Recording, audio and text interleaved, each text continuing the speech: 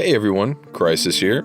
Few franchises boast as many iconic antagonists as the Rocky Creed series, and after comparing the heroes of the franchise, today I'll be ranking the foes from weakest to strongest. Now, what I mean by that, because what I'm about to say is more of a mouthful and would not fit on a YouTube thumbnail or title, is I'll be listing them in order of who would actually win 6 out of 10 times in a standard 12 to 15 round boxing match. I'll be taking into account factors such as strength, skill, endurance, and all the qualities that matter in a fight. However, at the same time, keep in mind that some characters on this list will be placed above others based on factors such as raw strength or durability, despite not necessarily being more skilled or faster per se. Sometimes it's like McGregor versus the Mountain. There's no amount of prowess that can overcome such a discrepancy of force. And believe it or not, that happens quite a lot when you really start to analyze the Rocky characters. So know that just because a character is ranked higher than another, it doesn't always mean they're better than everyone below them in every quality, just that they might possess a single trait that makes their victory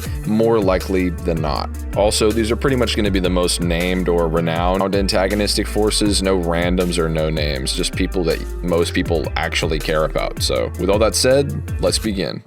Starting with the worst of these fighters, we're conveniently looking at pretty much the worst regarded Rocky film, Tommy the Machine Gunn from Rocky V. While being played by arguably the most valid real-world boxer in the Rocky series in the form of Tommy Morrison, he's not all that impressive in the scope of the Rocky universe. While sporting an impressive 23-0 professional record with each of those via the way of knockout, and personally being trained by Balboa, Rocky noted that Gunn was not ready for the big leagues, only earning the title from Union Kane, said boxer being a champion himself, most likely just because Rocky retired and wasn't around to defend the belt. Many fight commentators and critics also berated Kane and Gunn for having a glass jaw and being a paper champion respectively, fighting pretty much just bums. Gunn's biggest defense towards any acclaim is his loss to Rocky Balboa in a street fight. While his brain damage was retconned via Rocky VI and statements made by Stallone,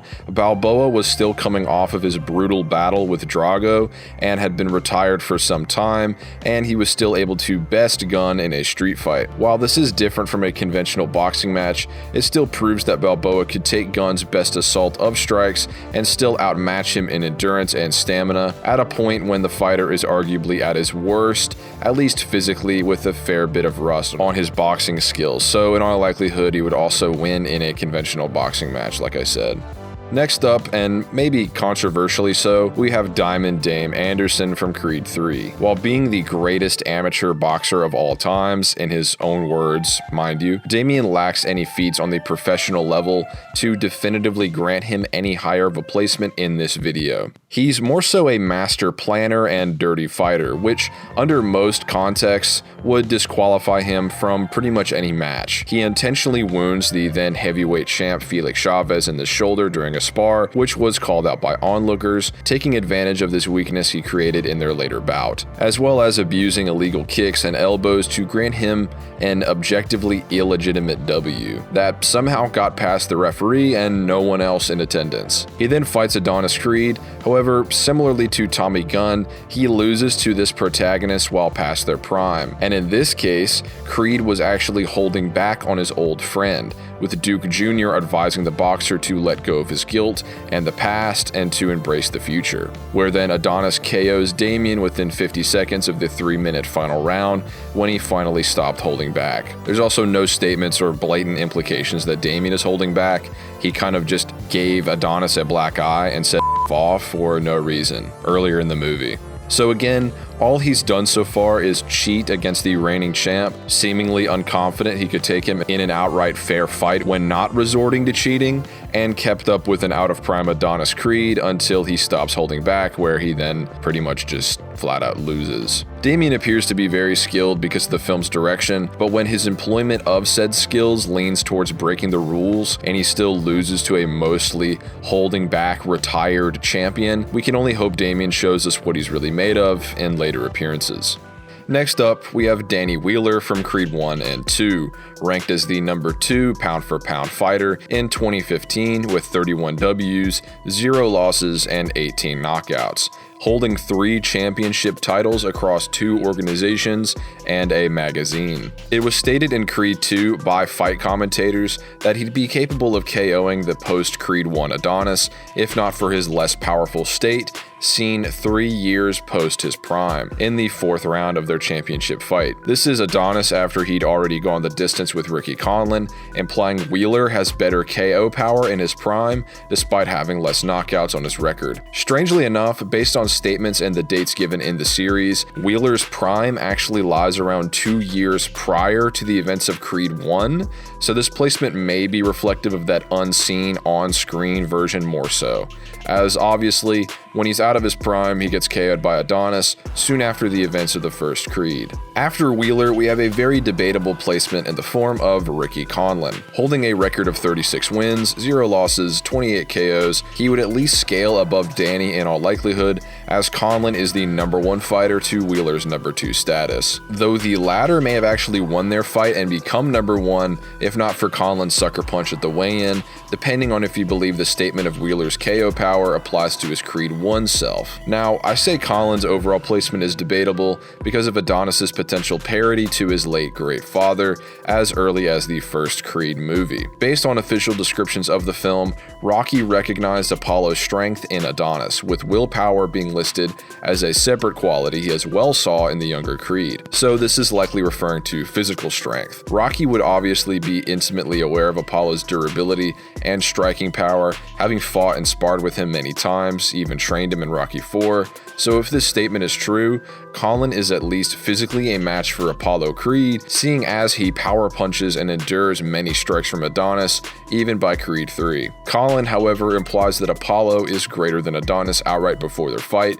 with the general public's opinion of the senior Creed likely being based on his record in the first 2 super fights against Balboa, rather than wherever you might place Apollo after Rocky 3 with his Eye of the Tiger, as that was a secret undertaking, which I will address later. There is also the fact that Conlan puts up a fight against the start of Creed 3 Adonis as well, with Duke Jr. saying he was actually beating Adonis worse than in their first fight. This should likely be Adonis's peak as well, seeing as it's before his 3-year retirement and after all of his training and conditioning under Rocky in the second movie, yet Conlan can still hang in there and beat him worse than before, where he is ultimately outperformed by Adonis. This can all be very confusing for reasons that should become clear later. However, I think this is the best place to put Conlan when taking into account the most consistent amount of information we have to offer. Even if Adonis in the first Creed is as durable and hits as hard as what Rocky knows about Apollo, he'd still likely be at least less skilled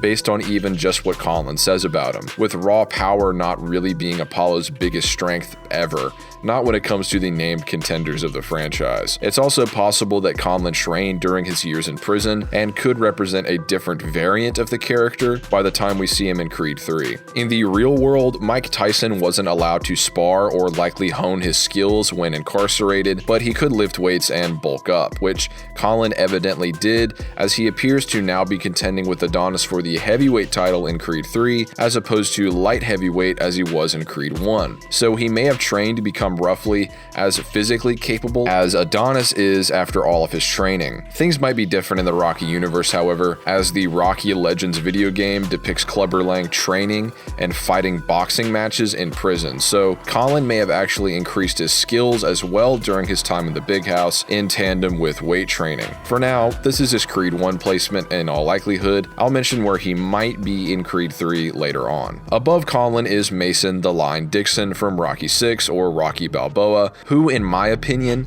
has much more concrete scaling to the legends of old than Wheeler or Conlan. Based on the simulation seen in the film, Dixon would last 13 rounds against a prime Rocky Balboa before being knocked out, with the simulation stating that Dixon would land and take many hits from Rocky along the way. Balboa's prime, based on official video games as well as implicit evidence in the films themselves, shown again in my prior videos, is Rocky IV. His shorts in the simulation, however, however, imply it's the Rocky II version of the character, maybe meaning that the people within the Rocky universe think that the second movie is the character's prime. However, this is likely because of the Apollo embargo in Rocky VI, with Carl Weathers at the time suing MGM and Stallone for denying his character an appearance in the movie, which forbade any mention or visuals of Apollo in the film, meaning his shorts, which Rocky wore in 4, were likely also off the table. Either way, Dixon at least scales to the Apollo who lost to Balboa, lasting only 2 rounds fewer than Rocky II Apollo, which Conlan implied he would kind of lose to.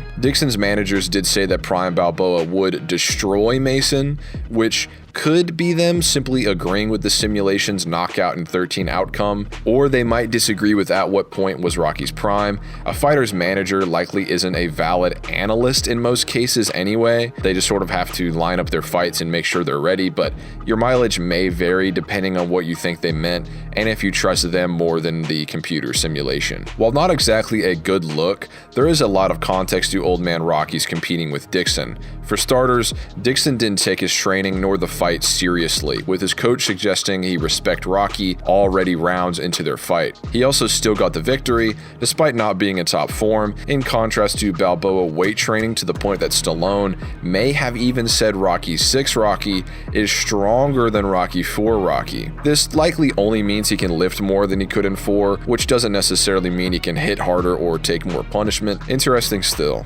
Dixon as well has the best record shy of Apollo Creed, 33 victories, 0 losses, and 30 knockouts, an even higher ratio of victories to knockouts than Conlan, which to many might indicate a better score overall. With Balboa regarding him as a great champion, again, very impressive as he obviously knew Apollo and was a champion himself. He also eventually earned the respect of the boxing world and isn't so much seen as a paper champ, despite combating kind of pushovers until then, like Tommy Gunn. Unlike Gunn as well, despite being older, Rocky was much more conditioned in Rocky VI than he was in 5, despite being older, as seen with his weight training, as well as Duke Sr. stating sparring or sharpening his boxing skills was pointless at this point in his career, since Balboa already knew everything there was to know, and Mason still won in not peak condition.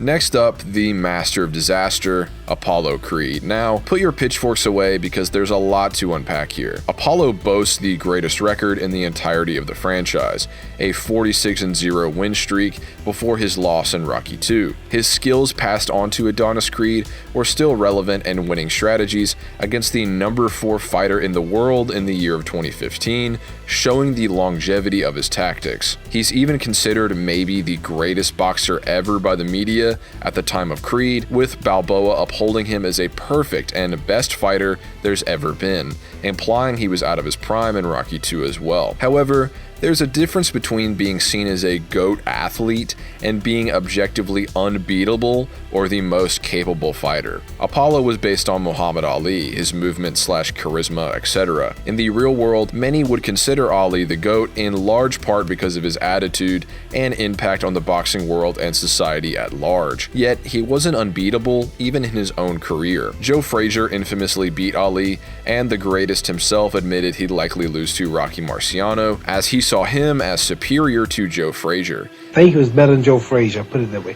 Really? I truly think he was better than Joe Frazier. You know what Joe Frazier did to me and how I barely got by him a couple times. I think it'll be even. He may have won. Yet, at the same time, Ali is more so widely considered as the boxing GOAT, more than those who did or would defeat him in a fight because of the other reasons mentioned before. The same would apply to Apollo, a highly influential fighter with the greatest record who did and would lose to less GOAT status boxers. Rocky's statement in Creed 1 could fall under this as well, and even if it didn't, Stallone said of his character that he's incredibly humble and has little regard for how he himself is perceived in that kind of conversation. His personality is so embracing, so humble, that even though he's being made to look like a fool, he won't embarrass you. He won't seem to cause any sort of indignation on his part. He doesn't want to be seen as a bum, but he doesn't care if you think he's the greatest or not, and would never see himself in that light anyway. Pair that with the fact that Apollo is his dead friend, whose death is likely the second biggest tragedy of his life next to the passing of his wife. I think it makes sense that Balboa would see Apollo as the best fighter, despite the more objective fact that he'd lose to other boxers even in his prime. Many people disregard a lot of the feats or statements placing other fighters above Apollo, deferring to Creed's prime not seen on screen, suggesting he's out of prime whenever we see him in any movie, and attributing his GOAT statements to that version of the character, and ignoring any of his losses or potentially superior opponents, claiming he'd just beat all of them too if he was in his unseen prime. For starters, many modern resources that Balboa wouldn't be privy to list an athlete's prime era lasting up to the age of 35, with Apollo being 34 and around 35 at the time of both super fights against Rocky, with Creed being highly trained and single-mindedly motivated to best Balboa in Rocky 2. He even says he's in the best shape of his life. Even if you think Apollo was out of his prime, Rocky feels the same way about himself in Rocky 1. He has far less immediate training than Apollo in Rocky 2 because he was at his wife's bedside, has a bad eye, and he still goes the distance with Apollo in Rocky 1 and wins in Rocky 2. As for their rematch in Rocky 3, which Balboa said Apollo won, you have to consider the context. Rocky was doing this for a favor. He had already become champion again and proven to himself that he can carry those responsibilities without Mickey and is a genuine top tier. Apollo is yet to do that and craves to know that he isn't obsolete. Basically, if you break it down, he wants and needs this victory more than Rocky. Adrian didn't tell Balboa he needs to win this. It doesn't matter to Rocky if the world sees him as better than Apollo. No one even learns about this fight publicly. He's not going to be giving it his all based on everything we know about Balboa's character. He also only got a bruised eye from the fight, as opposed to being hospitalized after the first super fight, or the first fight against Clubber, or the fight versus Ivan, showing that this rematch was nowhere near as intense of a drag-out battle that we know Rocky is capable of. In fact, Apollo could be a better quote-unquote fighter because of that, because it matters most to him that he knows he's great. Whereas for Rocky, he sort of fights for different reasons that are more so about his life rather than just the sport or his own prowess independent of himself. He lacks that kind of super ego that a lot of in real life GOAT athletes have. But that doesn't mean he can't beat Apollo or would beat Apollo more times than not. Again, as I've said in my other videos and as presented thus far. There just isn't enough of an argument there to place quote-unquote prime Apollo, whatever you think that means, in a totally different tier than early Rocky or Rocky 2 Apollo, or above opponents that also scale above said versions of Balboa. I've addressed many of the other statements and arguments in my other videos, so check those out if you aren't convinced before you comment, I promise. Apollo can be the GOAT and still not actually be the greatest / undefeatable fighter in his prime, just like in real life. With that said, Clubber Lang was stated to be above Rocky 1 and Rocky 2 Apollo by Creed himself, and was called more powerful in official statements and summaries of Rocky 3. This is most likely due to Clubber's devastating strikes and durability. While not unskilled, he stated a near-perfect street brawler type fighter. What places him above Apollo and those below him is his insane physical prowess. In the video games, he was even capable of hanging in there for a time against Ivan Drago, bloodlusted to a level not seen in Rocky 4 before being sent into critical condition, surely taking hits and still standing based on the mandatory dialogue and nature of the sport, which is a better feat than anything anyone else in this ranking has under their belt. One could argue that those below Clubber might be able to outbox him on points, Apollo especially, and I'd agree somewhat. For me personally, however, I find it more likely that Clubber would simply be able to take everything anyone below him can offer as far as damage based on him being more powerful than Apollo, and would either KO them or come close, all based on his striking power. It all depends on if you think Rocky would go all out on Apollo in their third fight as if Adrian told him to win, and if Apollo's striking power and durability got any better than it was in Rocky 2 through training Rocky in Rocky 3 after his being retired. Otherwise, Clubber stated multiple times to be too powerful for Rocky 2 Apollo, which is the most well-conditioned version of the character we know of. Clubber has also been stated to be sort of an anti-Rocky. The man he has to fight is exactly the same mirror image of Rocky himself. I mean, he's a devastating man. A similar kind of fighter, closing the distance and applying brute force, but even stronger, with Apollo failing to deal with that in the second movie. And I think many other fighters below him would also simply be outclassed by his physical strength. It's kind of like that Conor McGregor versus Mountain example. If you think those below Clubber are more skilled than him, Clubber is simply far too powerful via somewhat scaling to Ivan Drago, who I'll explain later. Back again to a Creed-era fighter, we have Victor Drago. Again, however, this depends on where you place Adonis Creed. Like I said earlier, in Creed 1, Adonis was officially stated to be as strong as Apollo, with Stallone on Twitter stating that Creed 2 Adonis would bully Clubber Lang through strength and speed, with Victor crippling Adonis within 3 rounds of their first fight, and after Adonis moved up a weight class. Creed then trains to bolster his durability and likely his striking power in a similar manner as Balboa in Rocky IV to rematch Victor. Around this time in the Creed Champions video game, Rocky states that Adonis is better than Apollo could ever hope to be, and Victor then goes on to seemingly outperform Adonis in a behind closed doors rematch in the same game. Victor is also stated to be greater than Conlan, as he was in Creed 1, and better than Wheeler in Creed 2 itself. Adonis was actually officially the underdog against Victor in their rematch, with his victory being an upset. Drago was winning by points, and likely would have won if he wasn't demoralized by his mother abandoning his ringside, which is all wrapped up in Ivan wanting to earn his father's love. He knew winning his mother back mattered greatly to Ivan, so he was deeply hurt by seeing her abandon them again. He's another especially powerful foe, like Clubber, but is notable for likely possessing some measure of Ivan's skill, as he was taught to counter combinations that were successful against Ivan decades ago. However, strangely enough, Victor isn't the champion 3 years after Creed 2, even though Adonis says the current number 1 isn't ready for Drago. He's also laid out by a couple of random dudes, which probably isn't happening to the rest of this list, if you ask me, even with a nightstick. I'm not even sure Tommy Gunn would go down to some guy calling his name and punching him twice in the face, but it is what it is.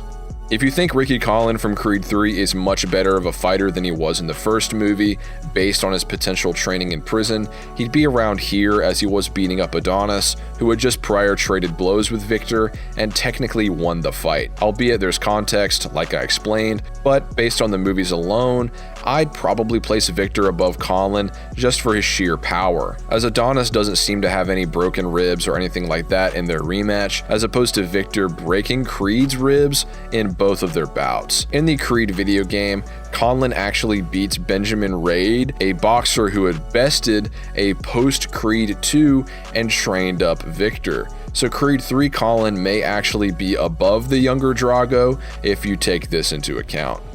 And the number 1 greatest Rocky opponent combat-wise is Ivan Drago. Ivan stated simply to be the most powerful foe Balboa had ever fought, with unmatched strength and perfect training, Rocky being above Adonis and by proxy his foes, as explained in my Rocky vs. Adonis video. Ivan is brain and brawn, a fighter from the future in Stallone's words.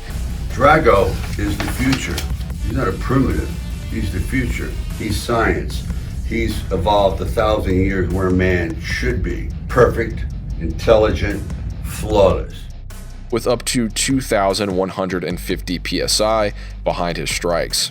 For reference, a powerful real-world fighter who's also in the Rocky universe for some reason, Mike Tyson punches with up to 1,800 psi based on some sources, making Ivan's strikes 1.2 times stronger than Iron Mike's. No one in the series besides Rocky and 4 has any logical reason to be able to endure these forces for long without outright dying, like in the case of legends and great fighters like Apollo and Clubber Lang.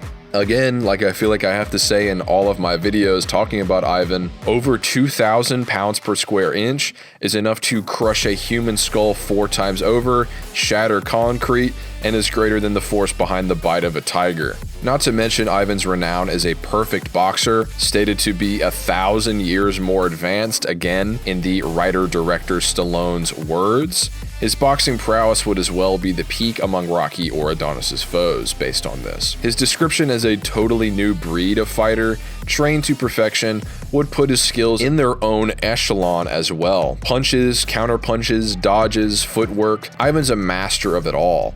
There's not too much to say about him beyond that, honestly. He's just demonstrably at the top. Being Rocky's ultimate challenge, requiring him to get stronger than ever, and going the distance with the stallion.